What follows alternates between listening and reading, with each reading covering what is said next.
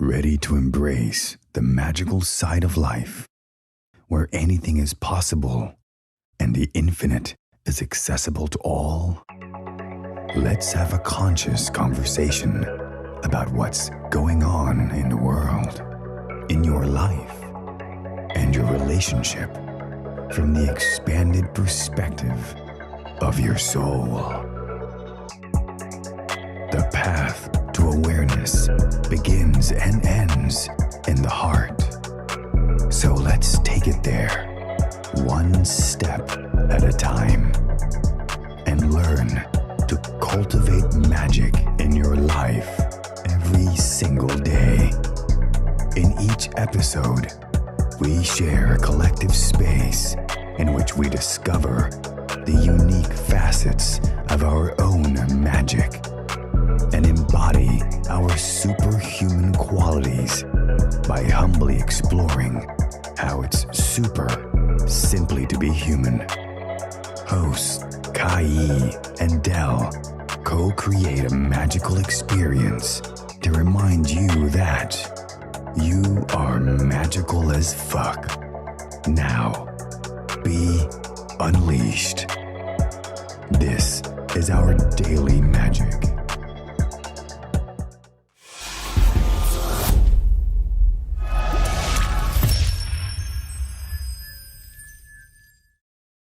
Welcome, everyone, to another exciting episode of our Daily Magic Podcast.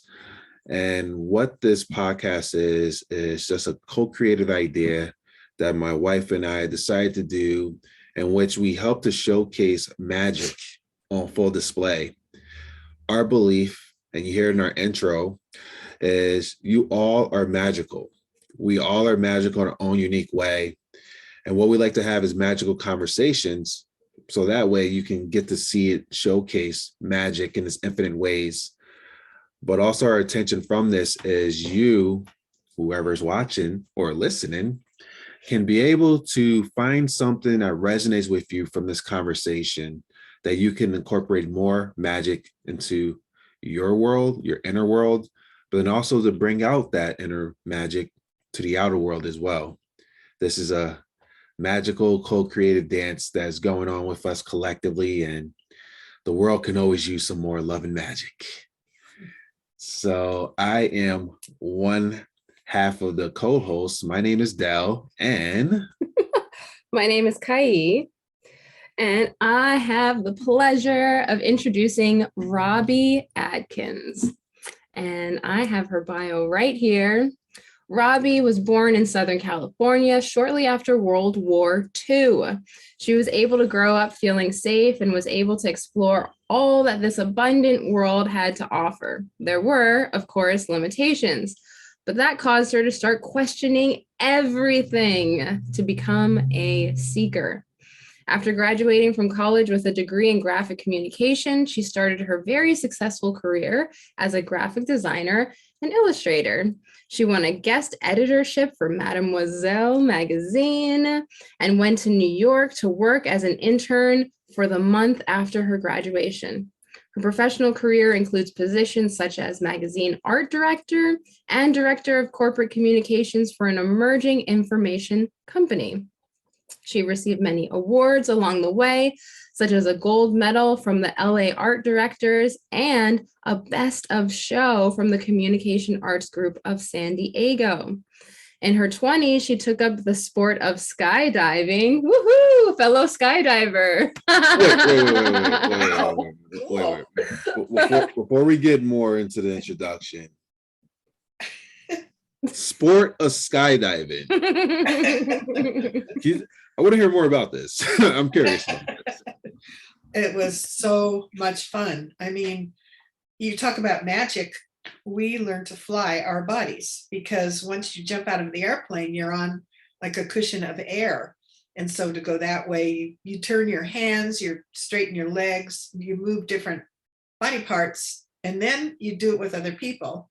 So you make these formations, which, I mean, you get to make a circle with your friends in the sky. I mean, that's magic. It really changed my life doing it. It's the most fun, the most fun of all. Yeah. And I'm sure you did it like thousands of times, right? No, I only did it less than 200, but I was in a So, world record with all women. It was the largest formation at the time with all women. So what? I got really into it. Well, my husband at the time and I both, we were like, that's what we did. Skydiving every weekend. So, I mean, yeah. I mean, I eventually divorced that guy, but what kind of husband says, come on, you can jump out of this airplane and I'll pay for it? It's like, okay, I'll do that. It was really fun. It was very fun. Highly recommend. And I went out to the drop zone a couple of weeks ago for a sort of a reunion, and half of the jumpers now are women. I mean, when I was doing it, there weren't that many women doing that, but now, because it doesn't really require physical strength, it requires dexterity, and us women are pretty good at that. So Fluidly, the flow. yeah, the flow, exactly. That's actually a good like collective energy shift that's going on, in which before, like you say, like the on the male dominant, like, oh, we got the force, got to use the force to that.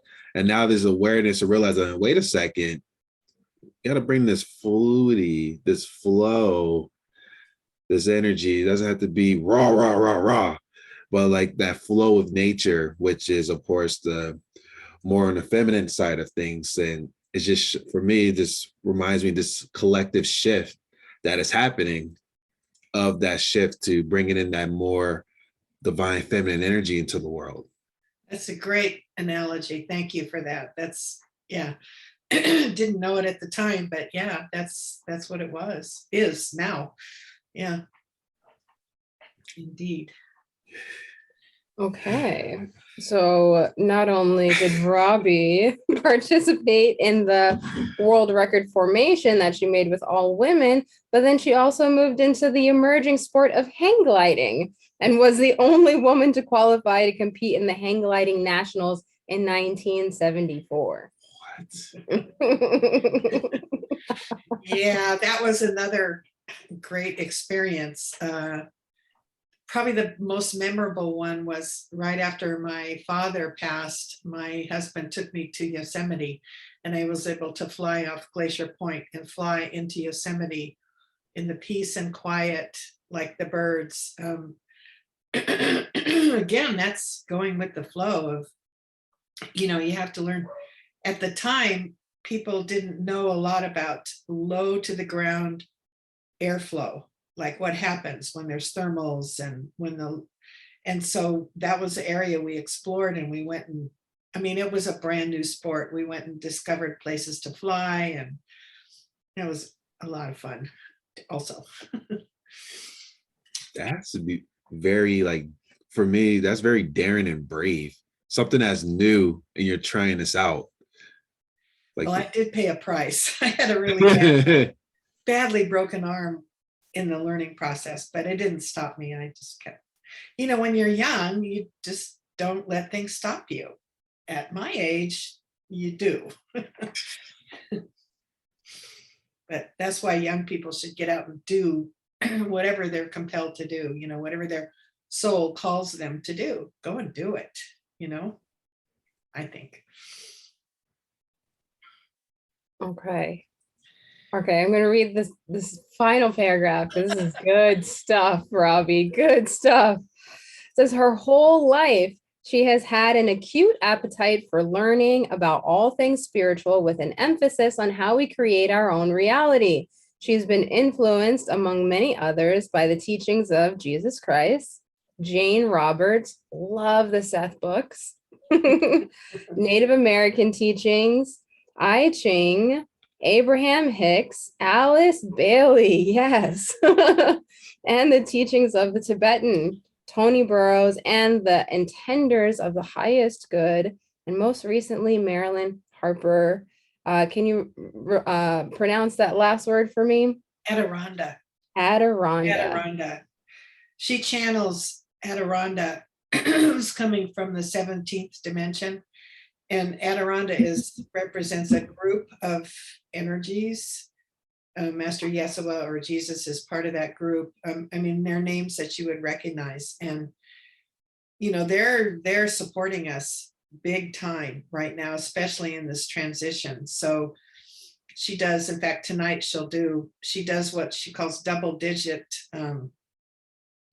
channelings, like on January 1st, February 2nd, March 3rd, where it's a double digit.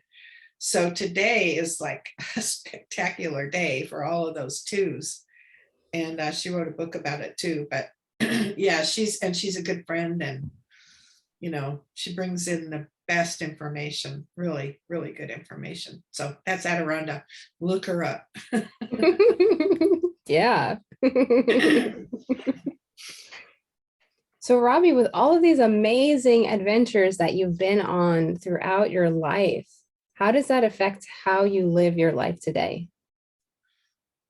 Well, I tell you, early on, I had very little confidence in myself, very little. That's because of my upbringing. I was kind of not elevated.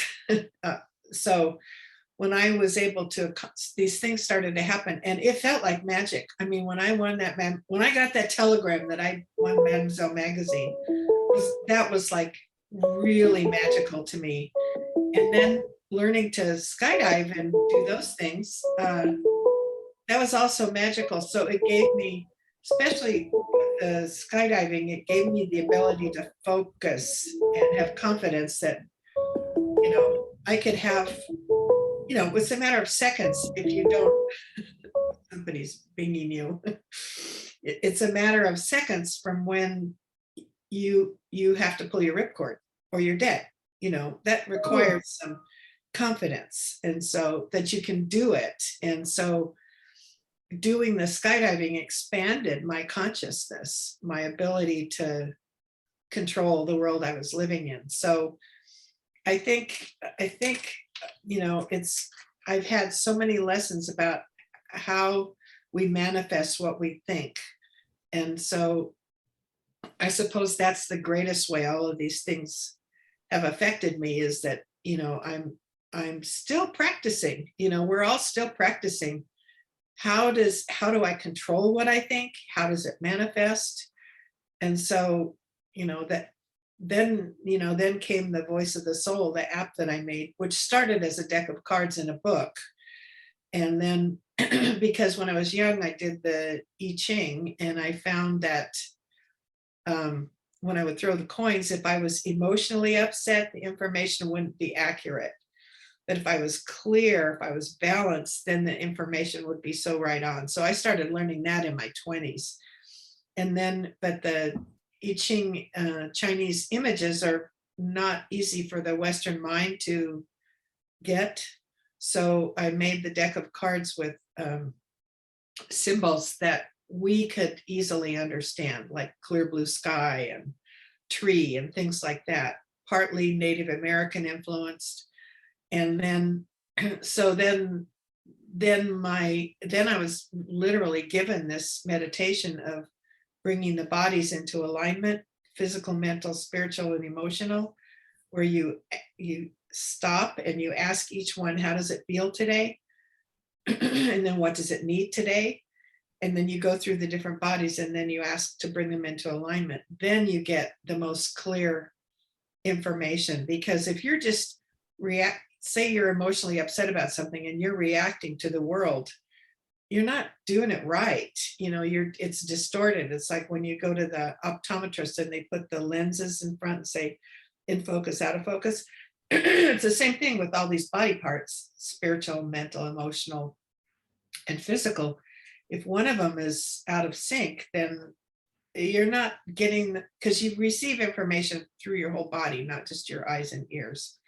So that was part of my youth that I continue with today. And so a few years ago, I made this into an app so you can carry it around on your phone. And if you have a question, you draw a card. But also reminds you to first, get in sync and ask if something's really out of line, then fix it first. So does that answer your question? Yeah. Got it. So what you're saying then is that alignment is really important. Most important. Yeah. Because you can get information from anywhere. I used to use the rune coins. I used to, people, some people open a book to a page to get their message. There's a million ways. I just happen to like my cards. So, because they're easy to understand. Plus, that was all channeled information. It just was given to me. So was the meditation. The meditation as part of the app was given to me. I didn't make this up. It was a gift from divine. So just keeping that connection open is my goal, and my goal to help other people do the same thing. Boy, if there's ever a time that we need it, it's now. We're transitioning. It's a big transition time. So stay connected to divine as best you can. That's my slogan. Stay connected. Wow. And you're right about the current transition phase that we're in right now. I actually just watched a video content about that, but also just got that guidance of like what is happening now. And the answer was like, it's like nature, how nature always finds a way of balancing itself out again. Mm-hmm. So obviously what's going on right now with the pandemic and everything else is nature's way of bringing back balance and order to things.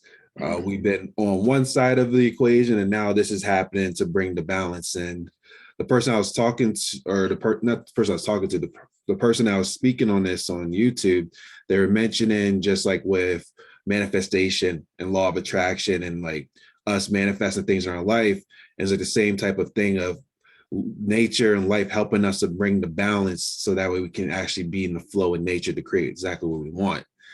And we can see it a lot, and myself personally too, is like when you are really trying to manifest something and the other side of the equation from trying to manifest and shows up in your life for right now, and it's easy to fall into like, why is this happening? I'm doing all the right stuff. I'm affirming, I'm visualizing, I'm writing all the things down. I'm staying in this state, and then this stuff keeps happening. And the aha moment was what I watched yesterday when it says nature bringing the balance to things, to be able to allow this. They call it what's that word? Abraham says it all the time. The least resistance path, the path of least resistance. So in the path of least resistance, those things shows up, but then we internally bring up resistance towards what's happening in the moment instead of just flowing with it with the least resistance to it, which can help you to actually get to where you're looking to get to. Yeah, in my book, I describe it as, so you have an idea what you want to manifest. So the train leaves the station with that idea, and it's going down the tracks, and all of a sudden there's a mountain in front. Well, the ego would try and push through the mountain, but then if you stop and tune back in to your guidance that caused you to leave the station in the first place, it'll give you a different path around the mountain. So it's a matter of constantly, like you said, I've spent my whole life saying, why did this happen to me? I manifested, I practiced, I did all the right things, and yet this still happens. So, it is constant. It's a matter of, like you say, staying connected as much as you possibly can, and just remembering that. If there's any guide words that we should use in this time, to stay connected. You're absolutely right. That's brilliant. I like it. I'm going to adapt it. Go ahead. It's a universal term. So yeah. I'm curious, because I always love to hear the aha awakening moments in people's lives that made the shift. So you mentioned how you're a seeker. And my question to you is, when did the seeking begin for you? It began when I was in my teens, and we would go to church. We went to Lutheran church. And when they said that Native Americans weren't going to heaven, they were going to hell because they weren't saved. And I went, wait a minute. there's a whole lot of people on this planet that haven't adapted Christianity. Why are they all going to hell? What did they do wrong? I think that's when it started. And then, but I grew up in a small, fairly conservative Southern California town. And then when I moved to San Diego, I met a friend who was also a seeker, and we started our path together. We started studying astrology. We went to an encounter group. That was a big deal in the 70s, and then that's when I really felt okay to do it. In my little small town, in my family, it was wrong. That was the devil talking to me. So but it started really when I didn't understand why people were supposed to go to hell. Now I don't even believe in hell, so, but that's the way I was raised. So that's when I started questioning. Yeah. That will definitely start it. It reminds me too of my own religious upbringings and thinking the same thing. You got to do things this way. And if you don't do it this way, you're going to go to hell. Mm-hmm. And questioning that, I didn't start really questioning it fully until I was an adult, but I had those little questions as a kid. Like one question, I'm like, if God is the creator of everything, isn't God everywhere? And no, no, God's in heaven. God watches you from up there. And that belief is pretty much he created the world and stuff. And said, all right, guys, you guys got this. And then I'll see you at Judgment Day. Good. Yeah, I love you guys all my heart, but you better do this. Yeah, no, and I'm reading a book right now which is just wonderful. It's called Braiding Sweetgrass, and it's written by a Native American woman who became a botanist, a scientist, but she explains so beautifully how God is in everything. And Native Americans they see trees as living beings, not, we're humans and that's that stuff over there. They're a living being just as important as we are. And so, I highly recommend that book. My book club is reading it right now, and it's beautifully written, and it's her stories, and they're beautiful. I mean, it's just more information to teach us, because we're still learning how God is in everything. God is divine. God is everywhere. Another thing that cracks me up is that when my brother passed recently, and at the service they said, you're born a sinner. You have to turn your life over to Jesus or you're going to hell. Well, if God created everything and Jesus died for our sins, how come we're still sinners? Wait a minute. I don't get that. Tool. My family's going to kill me if they see this, but oh well. Yeah, it's one of those things. I mean, yeah, and like for me, my mother's definitely in her religious beliefs, which is totally fine now. And when the awakening happened, you just want to be able to tell everybody, like, listen, like, take a look at this. But then a lot of people are not ready to hear it, right. hear that side of stuff. But yeah, it's very interesting too, because you reminded me recently I had to go to a funeral, and the funeral was in the Baptist type of or Baptist role.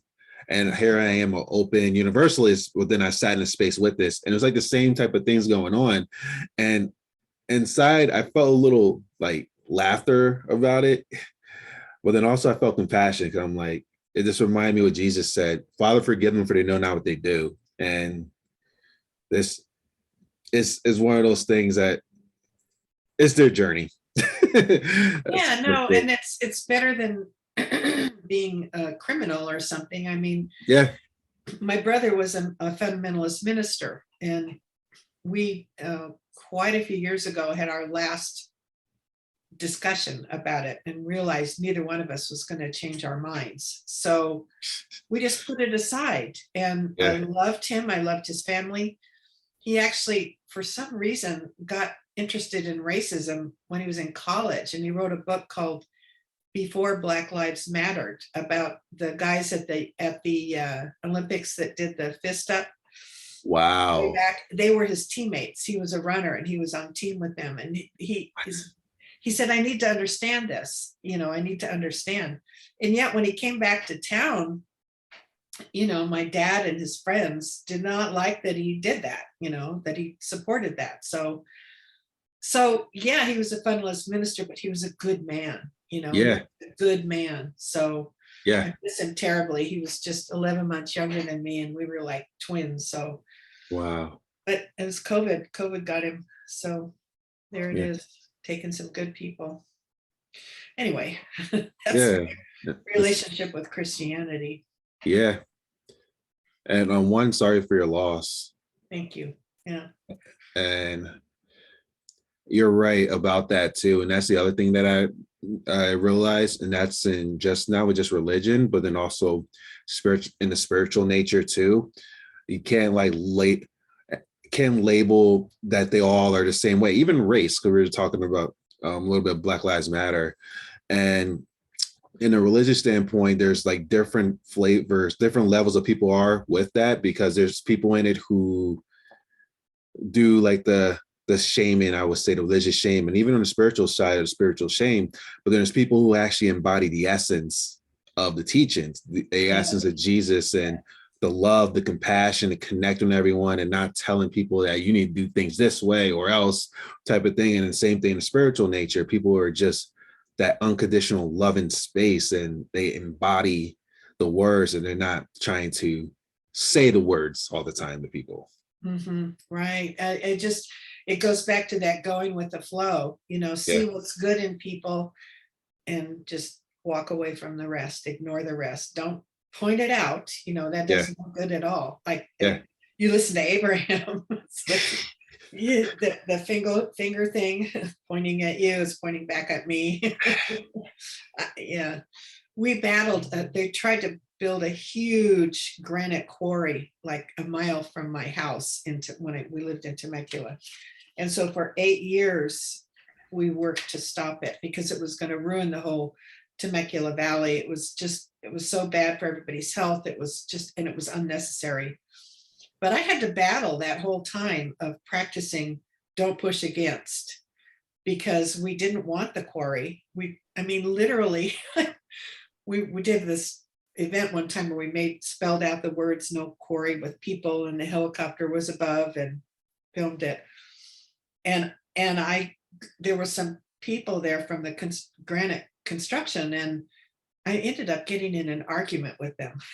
And there was a picture of me in the newspaper arguing with this guy, pointing my finger at him. It was just like, oh no. And my husband said, well, at least they don't know who you are. And I went, no, there's my name in the caption. And then later that day, the wind blew we had this big billboard with stuff on it, and I was supposed to tend it. And the wind blew it and hit me on the head. It was like I literally had to be hit on the head to realize what I was doing. So then I went off and made a spiritual movie about, the spiritual value of the mountain. And we didn't know at the time that that's a sacred mountain to the local Pachanga band of Indians. That's where their creation story happened. I didn't know that it was sacred to them, but I made this film about it being a sacred place. And so I just had to rechannel, it's just a matter of practice, because you tend to want to fight for things you believe in, but then you're just giving it energy. As Abraham says, if you're fighting against something, you're giving it energy. So stop and see what it is you want to happen. Forget that. That doesn't have to be there. See what you want. And guess what? Eventually it was stopped. The quarry did not get built. Politically, we learned the government is one crooked guy. It came back on board. It was going to happen, but the Pachanga band had enough money, and after 8 years of fighting these people, to buy the land. So it did get stopped, and they did protect their sacred mountain. They wouldn't have had to tell the story if it hadn't been for this quarry plan. Anyway, that was 8 years of practicing how not to push against something. Whew.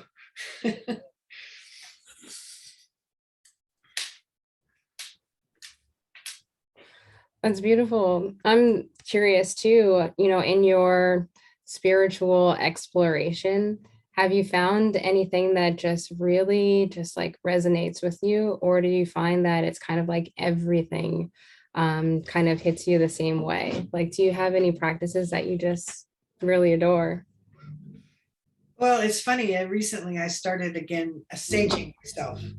I'll sit in the morning and I'll put sage, and I have a little feather, and I like that energy. I like reading some of the books that my book club's been reading. This one, braiding sweetgrass, right now is helps my spirit a lot. And then my friend Marilyn Harper, who channels Adironda, those are always, I mean, then she does a ceremony at the end, and I go off someplace. Honestly, it's really, really powerful. And so that's something I really, really like. I take my dogs to the park sort of every other morning, and just being in the park and breathing the oxygen from the trees. I really like that. And I've made some friends there with their dogs, and that's a happy place for me. I still struggle. I mean, I lost my husband 4 years ago, very suddenly, just boom, heart attack on his bicycle. So I still struggle with that sometimes, but it's a matter of, learning what makes you feel good, and then going and doing that when I get those sad times. So yeah, I think reading the right material and listening to the right speakers and podcasts, and it all helps. Yeah. Awesome. And so, with your book club, love to hear more about your mission and how long that's been around and what's going on with it. Well, we used to there was a group of us that went to the Center for Spiritual Living in our town, and we decided to start this book club. But if any particular organization tends to have a path or define like people they prefer to listen to, well, we as a group have become so strong together, especially over the pandemic, because we just have been meeting on Zoom, and we trust each other. We can say anything we want to the group. In fact, we just don't let anybody new come in. It's just like everybody's like so vulnerable when we go there, because nobody's going to criticize you. Nobody's going to judge you. And we read such a variety of books. We just read Biology of Believing by Lipton. Yeah, that book? Lipton. Yes. Mm-hmm. Well, that was a little too sciencey for some of the ladies in the group. I mean, we're all older ladies, and it was just too much science. I personally loved it. It transformed me. And so I've decided I'm healing my knees. My knees are not good. No, wait. My knees are in process of healing. That's right. Wow. Got it. You caught the train. Oh, you're not leaving the station. Come back here. Yeah. So, yeah, but then, so the next book is Braiding Sweetgrass, which is 180 degrees, although she's a scientist too, but her approach is so creative. In fact, when she signed up to go to college to study biology, he asked her a question, and she said, well, I want to know why these yellow flowers and these purple flowers always grow next to each other in the meadow. And her counselor said, oh no, that's art. That's not science. You should maybe be an art major, not a scientist. But actually there's science behind why those two flowers always bloom together. Anyway, so yeah, she's a scientist, but she's very poetic in her writing too. So, we've done wild extremes of books. And then it affects, when we started, one of the ladies didn't know what chakras were, had never heard of chakras. And so the growth, it's been probably 5 or 6 years we've been doing this. So we've read a huge variety of books, and everybody's grown from them. Even if they don't like the book, they get something from it, or they say they didn't like it, or this is what they didn't like about it. So it's like a sacred circle. This group of women is a sacred circle. I mean, I think because of the way my mother was kind of critical, I avoided women's groups all my life unless we were jumping out of airplanes. But That's the extreme. yeah. To do something extreme, you gotta be extreme. Yeah, exactly. But I avoided women's groups because I always thought women together were catty, and I didn't like that about women. But this group is the antithesis of catty, this women's group. So that's another blessing that I've had in my life, which started before I lost my husband, and that it's carried me through this transition for me. Sold the house, bought another house, learned to live alone. But I have my dogs. I have my 2 dogs. They're helpful. But yeah, I mean, it's just really, I think if you can find a group of women like that, it's really special. It's a very special thing. So if there's, it's just hard to, no, it's not hard to find. It's a gift. It's magic. There's your magic when you find a group of women like that. It's been helpful for me. Beautiful.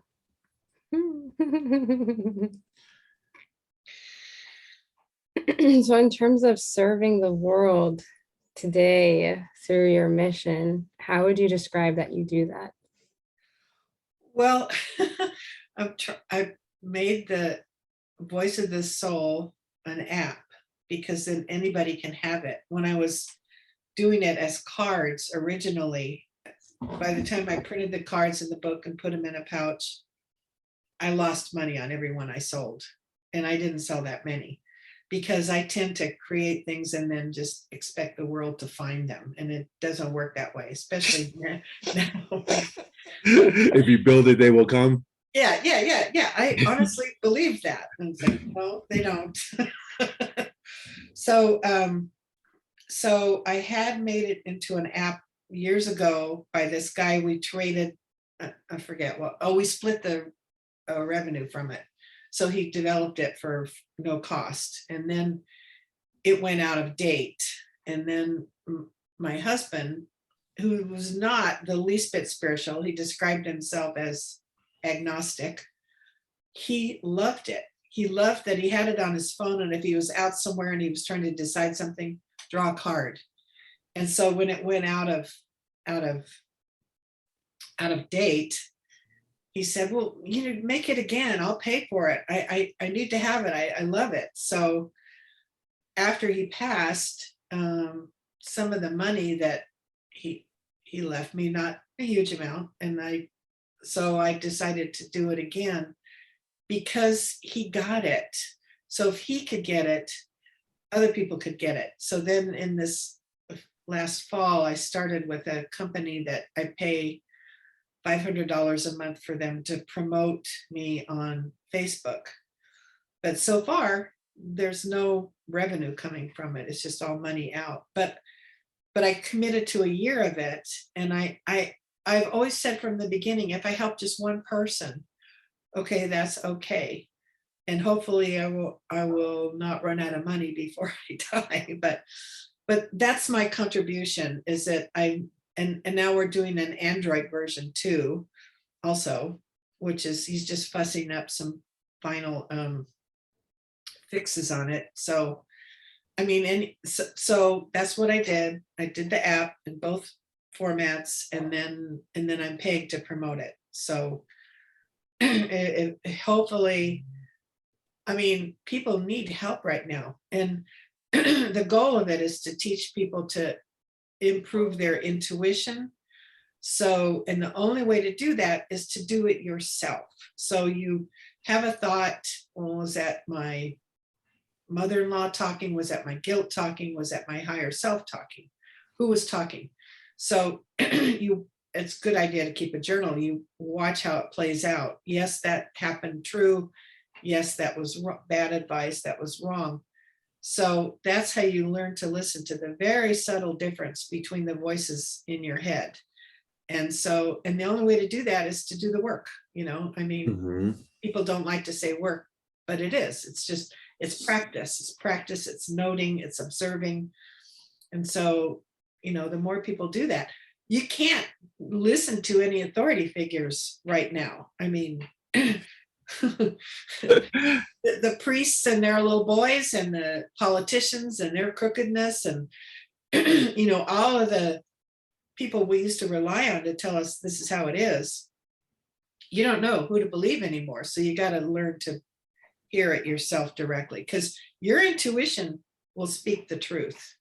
Your intuition will say, believe that person, don't believe that one. This is good, this is not so good. Your intuition will tell you all of that if you learn to listen to it. That's my mission, and that's what I'm doing to bring it forward to the world, such as it is. And it's already available on Apple, the app? Yes, yeah. And it's available on Android too, but there's a few things that he's fixing on it. It'll be fixed by next week. But yeah, it's available.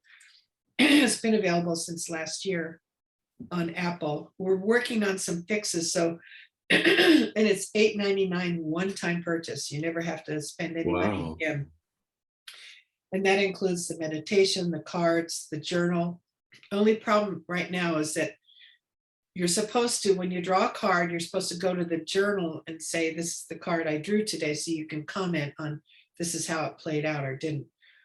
Right now, it used to work, it doesn't work. So you have to go to new entry and then it'll show up, but I'm having him fix that. So if anybody buys it now, go next week and get the update, because it'll be fixed for no charge. So, people say, well, that's a lot of value for $8.99, but I started it at $2.99. So I want to help people. I want to help. I mean, that's how we can save our civilization from self-destruction, which is, here's these two paths that are in front of us. How are we going to go? Are we going to make it? Are we going to self-destruct? I want us to make it. I want us to bring divine to the earth, which is what is predicted, that we will have heaven on earth. That's what's predicted, and I believe it. It may take, a few more years, but we can get there. I believe we can get there. And the more people that believe we can get there, instead of doom and gloom, then we'll create it, right? We create our own reality, right? Yeah. Yeah. Yeah. Yeah. So there's that. And the name of it, just one more time. Voice of the Soul. Voice of the Soul. Mm-hmm. We just got a comment, and then Shane just wrote, hey, Shane just wrote he agrees what you just said of the new heaven. Oh, good. Oh, good. There's one more on our site. I bet you there's a lot of your listeners that believe that. I'm sure. Oh, yeah. Oh, yeah. Yeah. This is why they're here. The magical community. They all are part of this. And then just realizing we all are doing our part. Oh, Shane She. Yes. Oh. Hey, Shane. Welcome. I saw Shane and I see. And that's funny because I had a conversation with my friend. I go to a CrossFit gym and his name is Toga. So he was telling me how because he's in sales, how people like think he's a girl, and then they see him like, wait, you're not a girl, because the at the end of his name. So yeah, my apologies, Shane. My name, my formal name is Roberta, but I've always used the name Robbie. And most commonly, if people don't see me, they think I'm a man. So it's been an experiment over my life to see how differently they treat me once they find out I'm actually a woman. It's funny. I mean, it's a universal name. It's one of those universal names I've enjoyed playing with. Yeah. Agreed. I'm curious now, because like this question just came through me because I'm just reading your energy. Has anybody ever told you you have an energy that resembles a Dolores Cannon? No, no, no one's Like I'm ever feeling that energy from you right now, and really. it's yeah, it's pretty cool because like I just started to see like this energy of Dolores Cannon just I don't flowing even know through. who that is. Who is Dolores Cannon? Oh, she is a powerful. She passed on already, but she's a powerful spiritual teacher. Like she's a Chandler too, right? I feel like I don't know her. you don't know Dolores Cannon either. I've heard the name, but I have not explored. What? Well, maybe she's speaking through me now. Are you Dolores speaking through me? She's passed over. She could be. Yeah, yeah. Yeah, I know I channel sometimes. So Yeah, it was interesting because I just saw like a Dolores Cannon energy just morph just now. I'm like, whoa, like she's here. yeah, Now. She's yeah, here.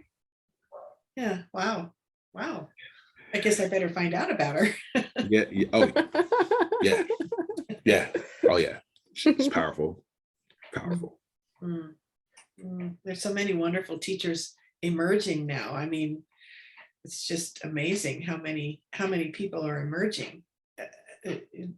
Like your magical community. I did a podcast yesterday with a woman who said she's goddesses who are surviving the school of hard knocks, and it's about I love that. yeah, she's great. I just loved her.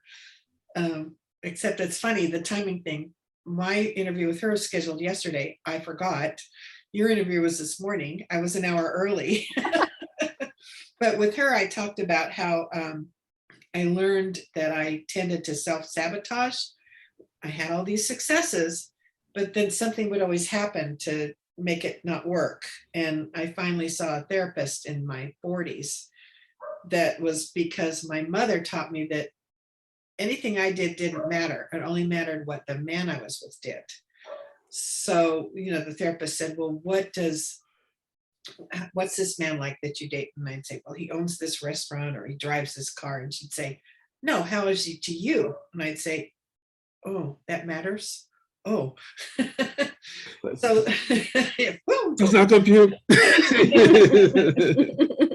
so I had to laugh with her yesterday. I said, maybe that was a self-sabotage thing that I forgot she was going to call at 1:00 yesterday. So, I still, we're always working there, pretending that you're there is, unless you're Jesus Christ or Master Yeshua, none of us are entirely there yet, right? We're work in progress. And isn't that exciting? I mean, that's what we came here for, to learn and grow, and yay. Yeah. It's actually funny because I just did a class on Sunday about being there.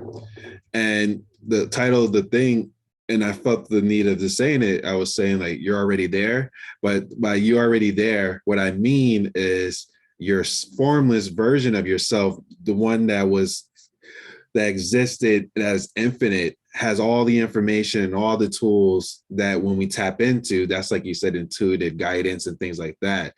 And that version of us is already there. But obviously, as we're a human, we're going through our current experiences to learn the lessons that we need to learn, expand more with this humanness, and live this life to our highest capacity.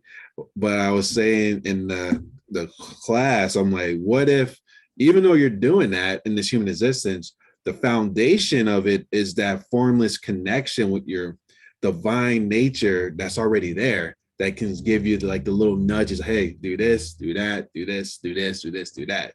So that's what I wanted to share that, because I totally hear where you're coming from with the human nature. We're learning, we're expanding and stuff like that. But what if there's a part of us that's already is there, type of thing? Well, you're absolutely right. And so let me modify that. See, that puts up a block to that we are divine, when I say we're still working. Well, yeah. They're gifts. When we have a challenge, that's a gift to either say, oh, I got it, I see now. And so the further we are along in our development, then the gifts are seen as gifts instead of why me? Why me? I just don't, when I was young, because my mother was a bit cruel to me sometimes. I loved her dearly, but we had an issue. I would feel sorry for myself. But Moon in Pisces also, I would fall into being a victim. And I was really comfortable being a victim. And so when I spent my life overcoming that, I didn't want to be a victim. I didn't want people to feel sorry for me. I want them to admire me, right? No, it's good. You're good. But then when my husband died suddenly, everybody felt sorry for me. And I felt sorry for myself, So it was like, okay, I can do this short term, but I can't fall back into that pattern because I worked too hard to get out of that pattern. So it was another gift of where are you in that path of overcoming? Somebody said, something I listened to recently said, oh, it was on Marilyn Harper at Aranda. You can't be hurt unless you're already in victim mode. Nobody can hurt you unless you're already in victim mode. I mean, that's kind of a hard one to grasp, but I get it. Nobody can hurt you, really. I mean, they can't. They just can't unless you feel weak or anyway. You get what I'm saying? Yeah. Yeah. It's a hard one to grasp. Yeah. It's the hurt version. It's for me, it feels like that's our egoic identity to things that can be hurt, or maybe our expectations that get broken. But this soul version of us is just love. It is like whatever happens is meant to happen, but this soulless part of us knows that. And then if in the egoic identity, we don't know that. Mm-hmm. We feel like you said, like the victimhood, and we all have our moments of being or feeling like we're a victim to life and those things. And the simple realization I came to is like, for me, and that's what I've been integrated more daily, is my soul chose this. Whatever it is up to this moment, my soul chose this path for my own expansion. And it reminded me, because I watched a video on YouTube. This was a couple months ago. Somebody had a near-death experience.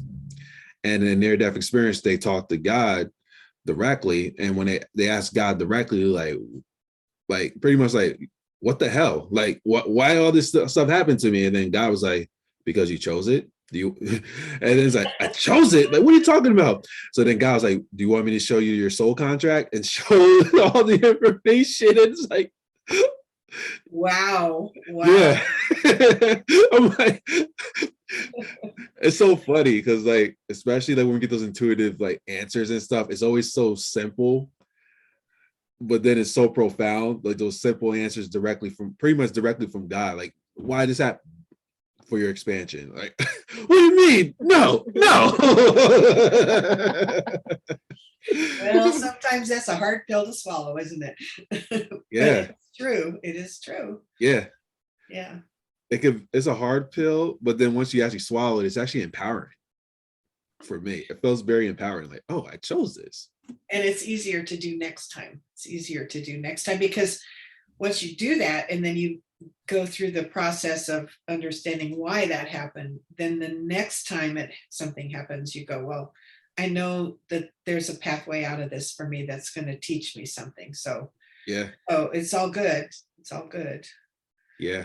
It's all good. Yeah. And that's the other cool thing too, because the stuff that we individually overcome, if we overcome it, it's a lesson we can actually help others who may be in the fire to get them out the fire as well. That expansion, embodiment, and then teaching. Yeah, absolutely. A friend shared with me yesterday, she just is going through a difficult divorce, and she said she came to this realization that part of her, through the whole time she was with him, she put aside, protected from him, from his energy. And then now that he's gone, she's rediscovering her. And I remembered I went to this acupuncture doctor years ago who just read your body, and she said, oh, okay, I read this, but if you want to leave right now, you're not going to want to hear what I have to say. So you won't have to pay me. I was like, what? Well, of course I want to hear what you have to say. But she said part of me was not being real, was sitting over in the corner. There was a part of my personality that was over in the corner and being ignored and wasn't being real. And so she said, when you have an opportunity to make another jump up, you won't be able to, because it'll be like your feet are in cement over here. So that my friend shared that with me yesterday. And then I was able to share with her that I'd had a same experience when someone told me that. I mean, we all have to help each other with these marvelous experiences of growth. Yeah. Yeah. Yeah. It's Yeah. pretty cool, just the synchronicity of conversations that go on with each other. Even this conversation, it's been very uplifting, and also has been very learning, integrating as well. Well, I really appreciate the opportunity to speak to your audience, to give my voice a voice. I appreciate it. That's what I'm trying to do, trying to get the word out. You know, you don't have to buy my product, just practice that. In fact, it's free. The meditation is free on YouTube right now. If you go to my website, voiceofsoul.org, there's a link to the meditation is posted for free right now. It's 10 minutes long, and it's not like you have to do it every day, but if you do it once, then you get into the feeling of it. And then eventually you don't have to do it at all. You'll just be walking down the street and say, ooh, wow, my emotional body is out of whack. And so, you know, it's teaching you to get in touch with those aspects of yourself. Yeah. And you said voiceofsoul.org, right? .org. Yeah. Okay, perfect. She's sitting up at the controls. I was getting a meditation posture or something. That too. You guys are a great team. How did you guys meet anyway? You're a great team. Tinder. Yeah, off of Tinder. No way. Really? Yeah. I just met a guy on Match.com who tried to swindle me out of money. Really? Yeah, I I did. just watched the Netflix thing called The Tinder Swindler. Well, I didn't give this guy any money, but we spoke every day for a couple of weeks on the phone. He sent me flowers. And then all of a sudden he needed $4,000. This is like, what? Yeah. So I love these success stories. I love these because you guys are obviously meant to be together as a team. So that's cool. Good story. Yeah. Thank you. And you know how they say the universe always shows you clues to let you know that the stuff that you want, you're on the right path and it's somewhere near. So us being in space together and you're admiring this type of thing, and also you're in the process of actually integrating that into your life, this is a sign to let you know that you're on the right path, and also you're very close. Well, thank you. That's encouraging. Thank you. Yeah. I like that very much. Yeah. Yeah. And if we met each other on Tinder, anything is possible. I can just see the magnetic energy pulled together. Thank you. Yeah. Awesome. Robbie, if there was one takeaway that you wanted a person to just leave this conversation with, what would it be? Learn to listen to your higher self.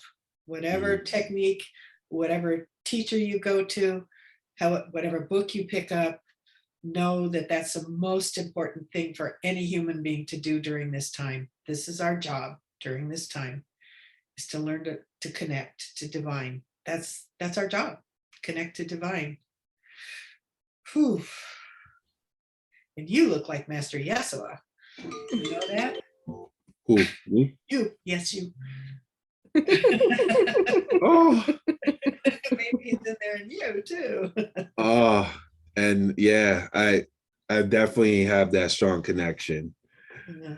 especially reintegrating my religious side of aspects, but then also just the amazing teacher that Yeshua was and Yeah. still is. It still causes ripple effects, even from 2,000 years ago. Yeah, absolutely. My friend Marilyn channels him on occasion. The one I told you about, she channels him. And you What? can ask him questions about, why did you allow the crucifixion to happen? What, he's got answers to it all. What? Yeah. Oh my goodness. I'll send you the link because I did a video Yeah. of that a few years ago. I'll send you the link.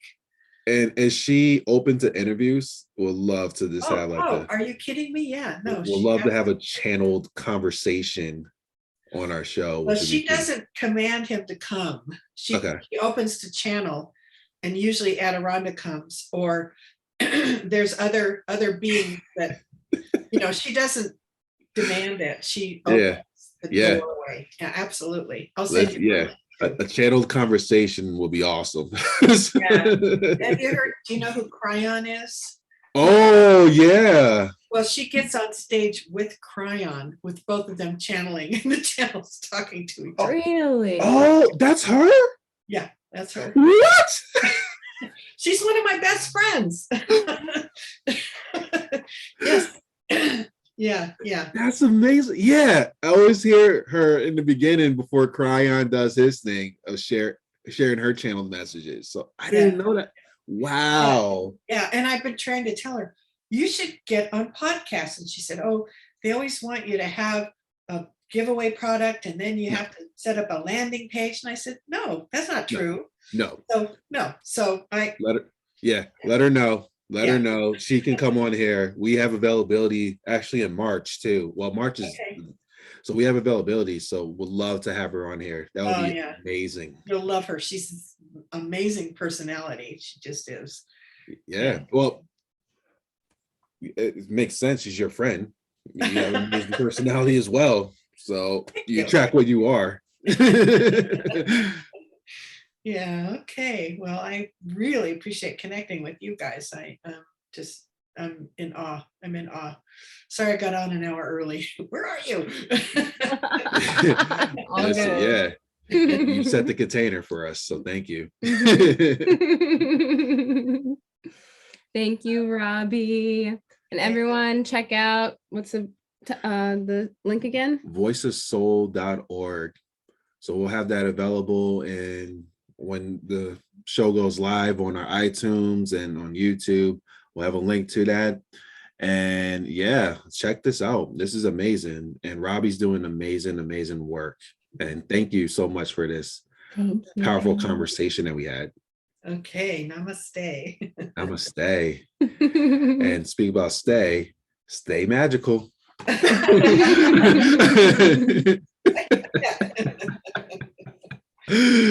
Oh, okay. And we're done.